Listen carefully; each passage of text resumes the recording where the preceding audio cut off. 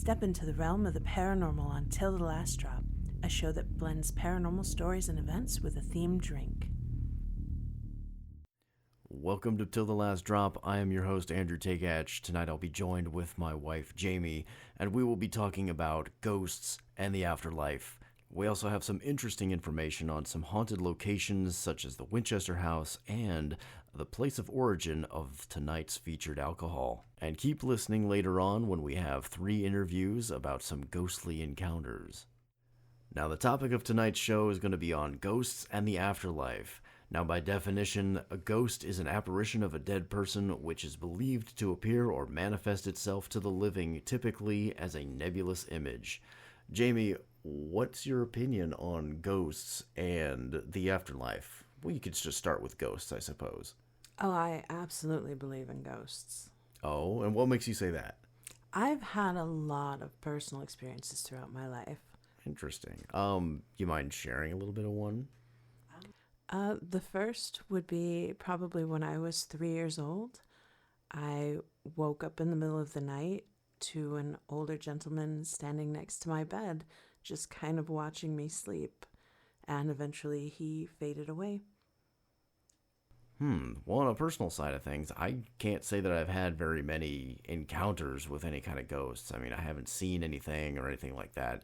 Occasionally, I've heard a few things when I've been working at various jobs. I mean, the last one, I've heard things fall off shelves when there's really no reason for them to fall. And current one I'm in, it sounds like there's something hitting one of the machines or whatever, and it's been hours or so after somebody's closed up in that section. So, I mean, it's just what I've heard.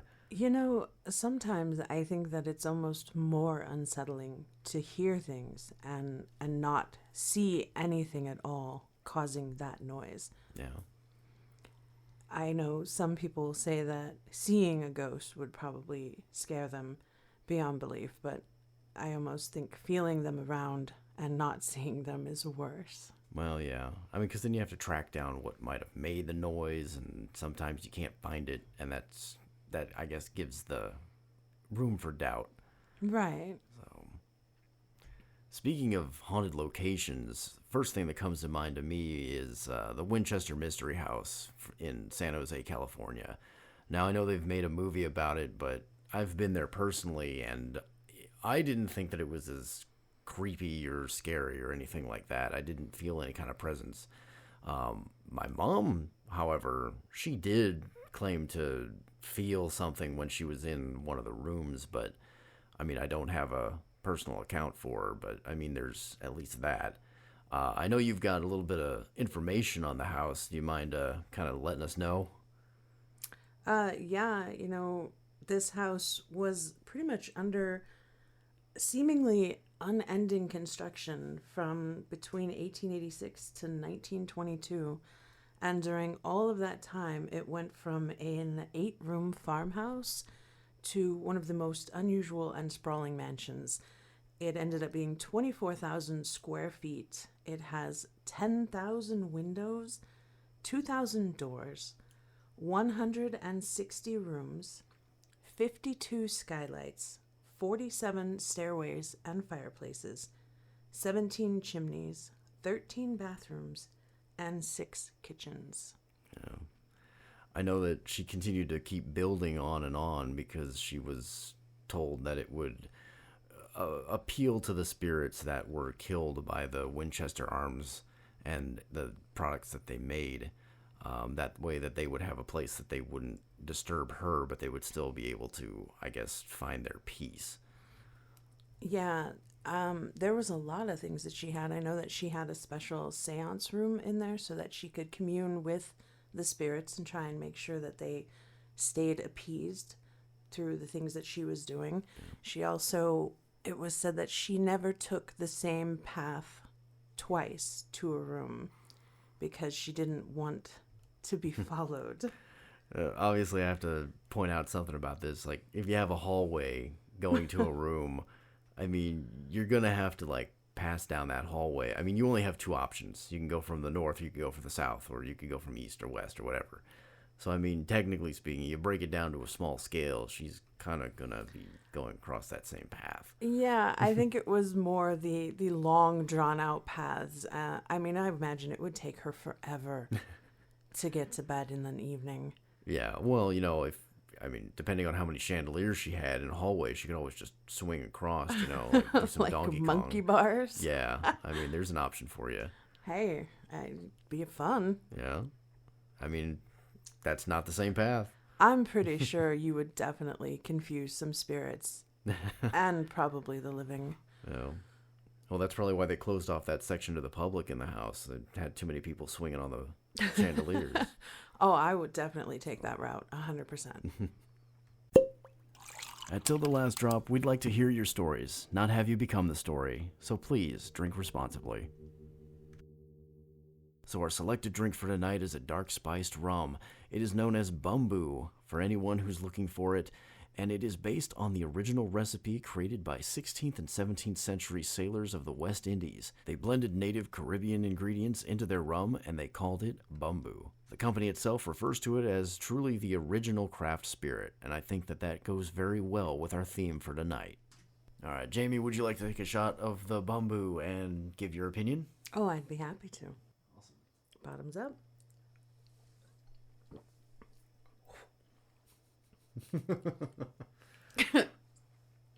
It's strong. Well, it's rum. Oh, no, it's really good though.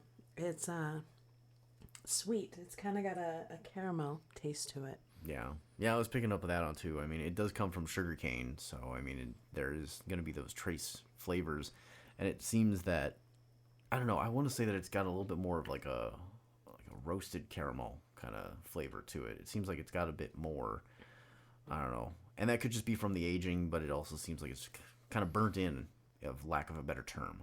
Yeah, I definitely pick up on that too. Yeah. If nothing else, also it's got an amazing bottle. Oh yeah. It's really cool. But I'm a fan of interesting bottles, so. Now, this liquor does come from Barbados, and while looking at the liquor, you wouldn't know that Barbados itself has a few ghostly locations. I didn't know that liquor could be haunted. You never know. It is called spirits. Ooh. Anyway, it does have the Fisher Pond Great House. This plantation house, which is over 350 years old, has been said to be haunted by a number of different ghosts. One being a young girl named Violet who drowned in the pond many years ago. She tends to play games in the house, such as locking people in the bathroom. Hey, there are worse rooms to be locked in. Well, I guess at least you have Your facilities. one amenity. Yeah. Many bizarre happenings have been seen and heard by the owners. Glasses clinking throughout the night and mysterious footsteps heard trekking up the stairs. Those ghosts are the life of the party. Now that makes sense because this place, this Fisher Pond Great House, is very popular for setting up wedding reservations and using it as a wedding location. Well, just so long as any potentially future couple knows that they might have a few extra guests on that list. Well, what is it, chicken or fish? The next location is the Chase Mausoleum. It has been said that the coffins of the family members, which were buried in the early 1800s, move around in the locked vaults, sometimes lining up vertically along the walls. At one point, the governor of Barbados personally sealed the vault, but 9 months later, the coffins were all rearranged, even though the seal of the vault had not been tampered with. To combat this phenomenon, the coffins were buried in different locations, and now the empty Chase vault lies open for the public to see. You know, maybe they just had restless leg syndrome. Cue awkward silence. Aww. Now don't go getting abducted. The next section has our featured guest. To begin the interviews, we've got Jamie Molitor. She told us a story that she had an experience earlier in her life with the lady in white. Do you guys believe in ghosts and the paranormal in that kind of sense? Absolutely. Absolutely. Yep. Yep. Do you guys have any experiences that you'd like to share that have to do with? Do you want to go first or want me to go first? Ladies first. All right, ladies first. So I'll go first. When I was 18 years old, I went to college of Charleston, South Carolina. And there was not a lot to do until you were 21. So we became runners, like walkers, speed walkers. So we were walking down a street heading towards the Battery in Charleston. There is an old church off to the side of us. My girlfriend and I are walking, we're doing our thing and we're chatting, and we both just froze, could not move.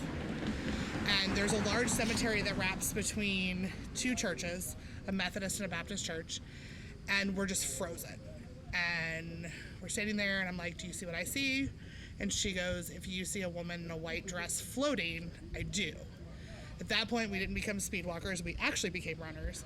We ran the 2 miles to the Battery, caught our breath, and I was like, holy crap, what in the world? She's like, it's probably light. I'm like, yep, light, totally lights, playing with us. For my 21st birthday, we went on a ghost tour in Charleston. Super historic city, lots of stories. We get to this particular church, and I'm like, hey, I saw this floating white figure in a dress, and there's this whole story. She's called the Lady in White, and she's one of the oldest ghosts that they've been able to track the history of in Charleston. And she loves to mess with college girls. So yeah. And then my aunt owned a home in Dawson, Georgia that was pre-Civil War built, and it made noises that were not animals or couldn't be explained, like things would be moved. So yeah, definitely believe it. So it sounds like she definitely saw something, the Lady in White, as she said, in Charleston. So I know you've got a little bit of information on it. I mean, maybe a little bit more than what Jamie has told us here. Not wife Jamie, but friend Jamie. So, wife Jamie, go ahead and give us a little information about this Lady in White.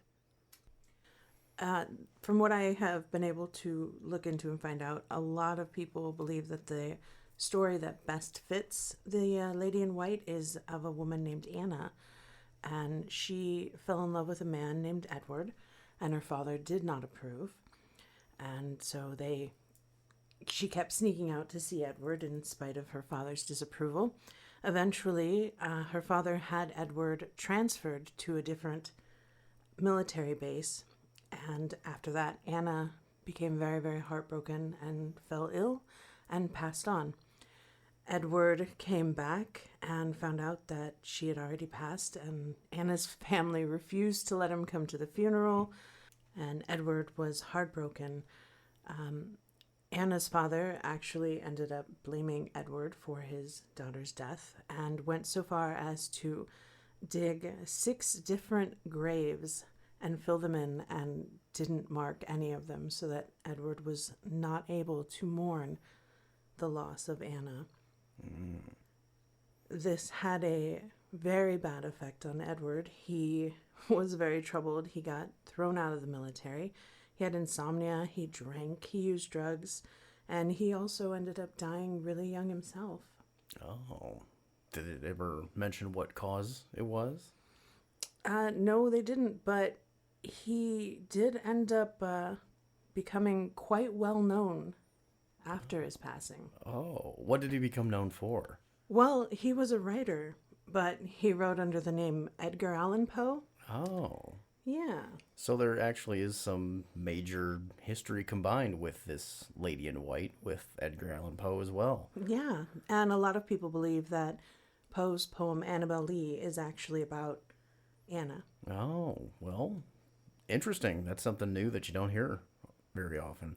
Right. It's really interesting to find these paranormal stories and be able to actually connect them to somewhat historical events. Oh, yeah. Now, I wonder if Jamie knew that when, she had this encounter, or if she knew it afterwards or something like that, because she didn't really say too much about Edgar Allan Poe in combination with this.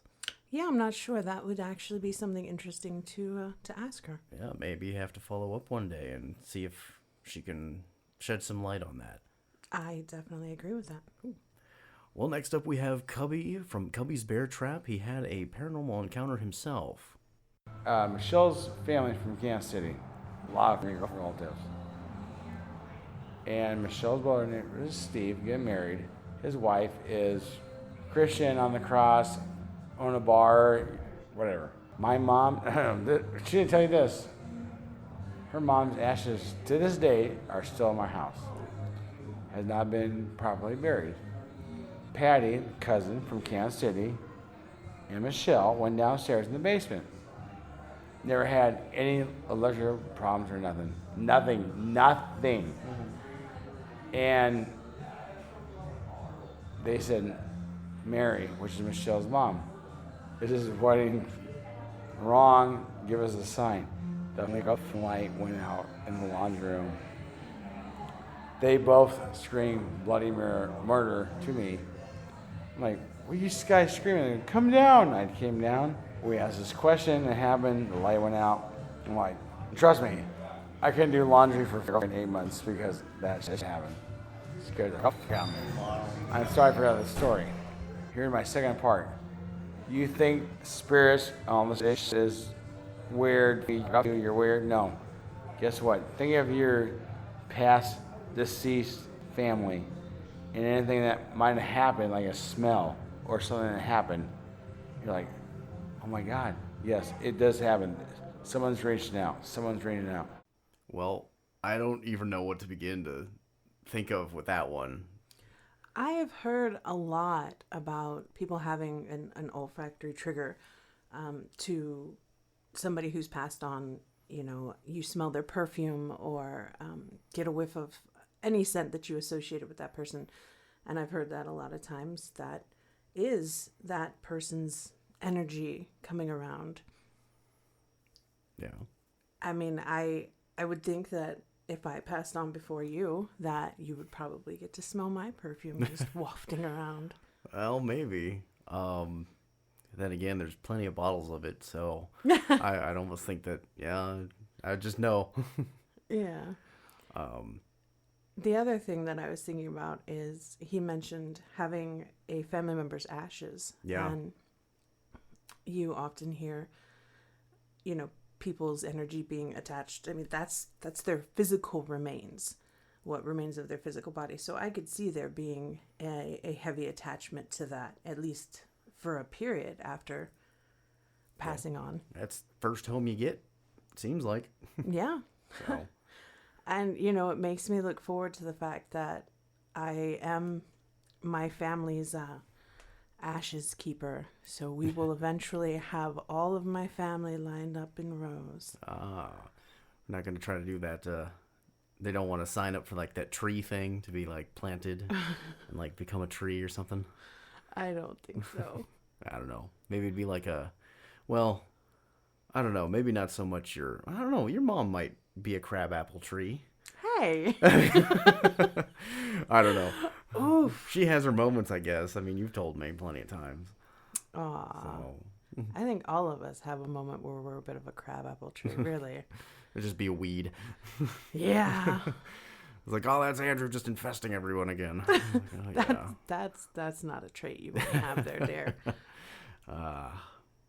So Cubby got a little bit more of the Till the Last Drop theme in him that night.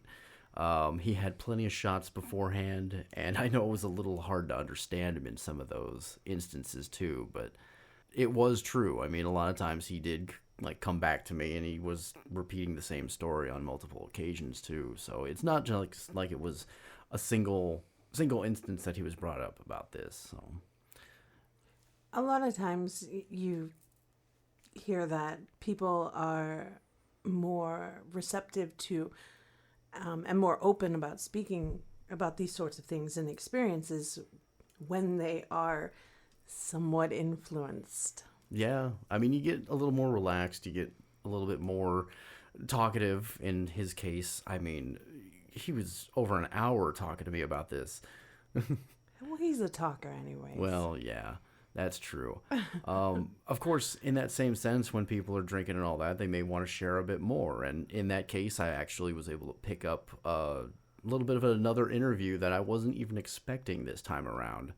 Just a random drive-by interview. Pretty much. Passerby, she came in while we were having the interview with Cubby, and she gave her own opinion on a bit of the afterlife. Well, that's always a bonus. Yeah. So here it is up next. I was with my ex, and then I got pregnant. And so I went to see this medium, and she was like, you know, who do you think the father is, whatever. And she ended up telling me it was Joe, and then like called him Joshua. Like all of this stuff happened. And then she said, you have a guardian angel. And I was like, okay. And my grandpa hadn't passed. Like I had no idea who it might have been. She was like, he was in a Jeep. He has on a plaid shirt. He was wearing a white hat. I'm like, no, like nothing. I was like, you're full of shit. So I go home and I'm telling my grandma, and she was like, well, that's Billy. What, who's Billy? You know, and she's like, your cousin. Like, we went to the pig farm, and he would bang on the camper and like scare the shit out of me. And I was like, it's not a thing. Like, it's not a thing. She showed me a senior picture in a plaid shirt by his Jeep with a white hat. And I was like, okay. That was the same description? Yep. Yeah. So she said, he's my guardian angel, which is weird because we weren't super close, but she totally knew what he was wearing. So it's interesting that she went to a medium to find out a little bit more information about it, and then it wasn't until she talked to her grandma about it that it was confirmed who it actually was, and that there was a good feeling that that would have been the same person. Yeah, actually, I find that very interesting. I had a similar experience myself. When I remember how I was telling you about seeing the older gentleman when I was 3. Yeah. Maybe a year after that, I was with my mom, and she was cleaning some things out, and she pulls out a picture and she hands it to me. And I have no idea who was in this picture, but I look and I see the same gentleman who had been in my room. And I looked at her and I said, hey, I know that guy. I saw him. He was in my room. And my mom gets this pale complexion. She looks shocked, and she asked me to explain it. And I tell her what happened.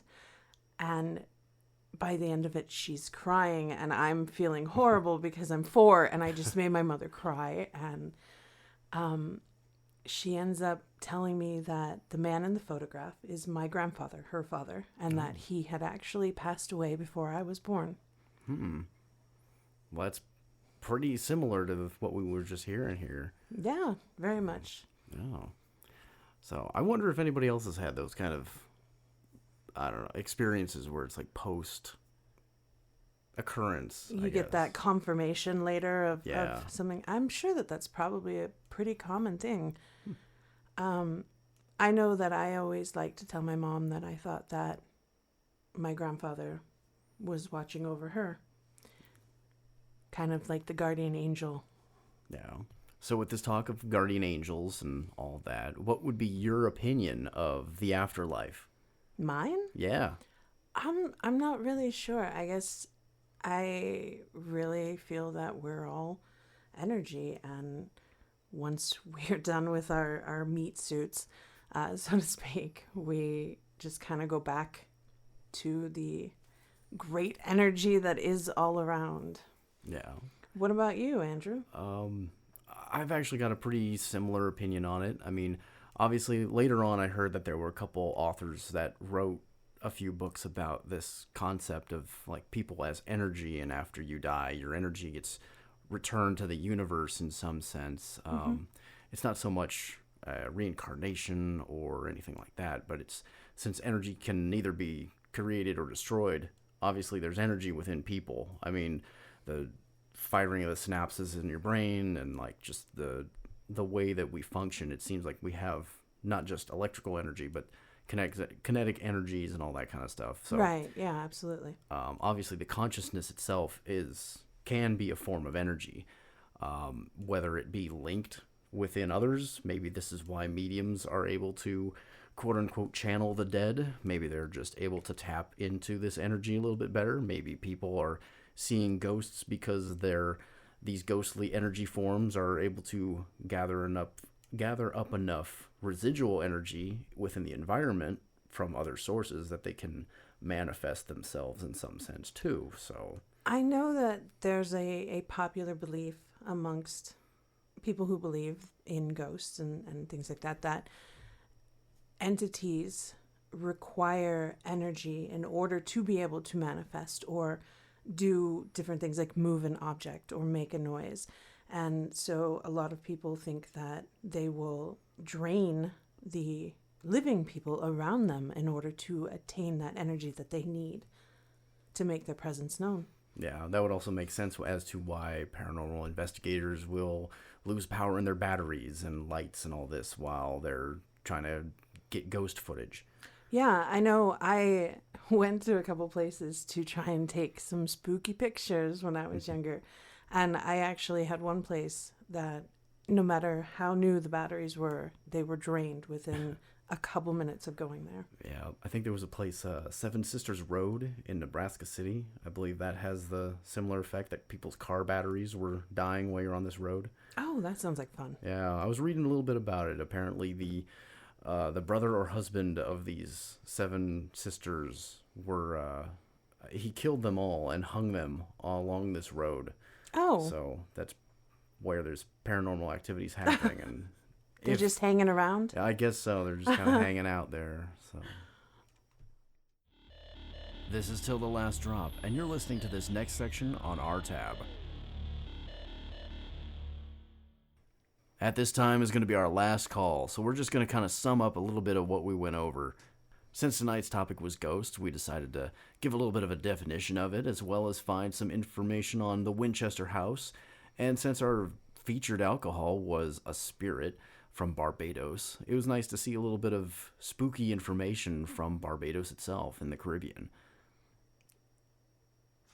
We took a lot of good interviews from these people that were able to provide us with a nice solid story and a lot of other research opportunities, like finding out about Edgar Allan Poe from The Lady in White. That was definitely very interesting and unexpected. Oh, yeah. I mean, I didn't know about that one until we actually put a little bit more research of it, so that's always cool to find out something else. Yeah. Good opinions on the afterlife, for instance, having somebody with a guardian angel that they've never even known, and your own personal account in that one, too. Yeah. I felt like that was kind of interesting to hear somebody else's firsthand experience with something so similar to what I've had happen. Yeah, especially considering it was just a completely random encounter on that one. I wasn't even planning for somebody else to come in, and they came in with a really good story, too. Exactly. That made it even more compelling to me. Yeah. If anybody out there has a paranormal encounter, whether it be with ghosts or aliens, or maybe you saw Bigfoot, something like that, go ahead and track us down on Facebook. I mean, we have a page, Till the Last Drop. We're also on Twitter. Go ahead and leave us a comment or send us a message. Just let us know what you've encountered. We're always interesting to know, and you never know. We might have you on the show to share your encounter yourself. Yeah, we're definitely always interested in hearing people's personal experiences. Thank you for listening Till the Last Drop. For more paranormal experiences served up with a themed drink, check us out wherever you listen to podcasts.